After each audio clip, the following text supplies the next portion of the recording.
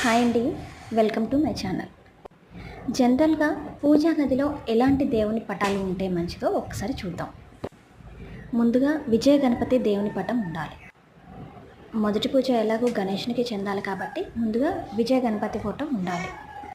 ఆ తర్వాత అర్ధనారీశ్వరుడు, నేను వీడియోలో చూపిస్తున్న విధంగా గోమాత అంటే ముక్కోటి దేవతలు కూడా గోమాతలో ఉంటారు కాబట్టి గోమాత పటం పెట్టుకోండి.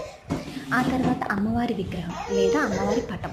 అమ్మవారి పటం ఎలా ఉండాలి అంటే కుడివైపు ఎడమవైపు ఏనుగులు అభిషేకం చేస్తున్నట్టుగా ఉంటే అమ్మవారికి చాలా మంచిదండి. ఈ జనరల్గా ఈ 4 దేవుని పటాలు ఉంటే మన పూజా గదిలో చాలా బాగుంటుంది. అలా కాకుండా విగ్రహాలకి చేస్తే మరీ మంచిది అనుకోండి. కానీ మన స్తోమతకు తగ్గట్టుగా దేవుని పటాలు పెట్టుకోవడం వల్ల శుభం జరుగుతుందండి.